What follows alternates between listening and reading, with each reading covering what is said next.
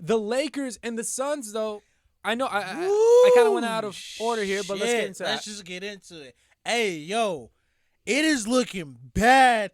It is looking real bad for the Lakers right now. I'm telling you. Oh my God, bro. The Lakers. Woo. Are down 3-2. The Lakers. 3-2. And 2 starters put up donuts today. Yeah, bro. And you can't have Dennis Smith. You can't have Dennis Schroeder not scoring. Oh, man. Dennis the Menace, you mean? I like that. I still fuck with Dennis the Menace, but you can't do too. be. But what the fuck wrong with him, bro? You're too good. I'm not talking shit. I'm saying you're too good. I could have went in there, ran my ass down the court, get fouled somehow because I'm gonna be one of them.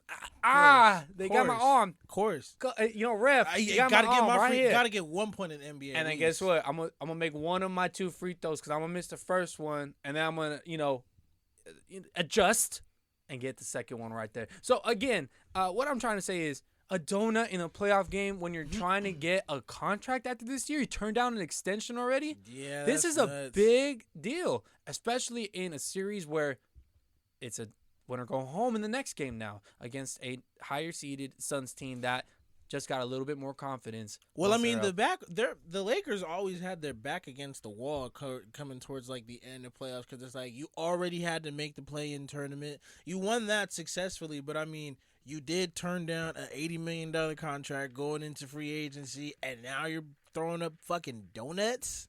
It's tough, and then throwing up donuts, and you want $100 million in a playoff game.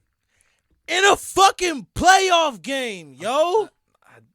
And it's the Lakers. You have to produce, and things are emphasized. If it happened on another team, we're not really focusing on that. We're focusing on like the whole team. You know what I mean? But for the Lakers, every little thing is emphasized, and then the same thing. It kind of goes with like who's gonna take the fall. It's usually the support guys when you have LeBron James on your team. It's never really him because he's gonna get his numbers and make sure that he's not part of that downfall narrative. He sure wasn't because bro got out of there with like 5 minutes left and it was down by like 22. I mean, he put up 20 plus. But if you really think about it, like I think there was like 4 different players that went at least 1 of 4 from 3, and then LeBron went 60% from 3. So they just didn't show up. I don't know what's going on there. But it was just I'm really sad that Anthony Davis went down because that's some greatness shit that's happening with that Lakers squad, and they can do a lot when he's healthy. But it's tough. Shout out Hefe because he called it a long time ago. And what's that? He said, "We know which one's gonna get hurt.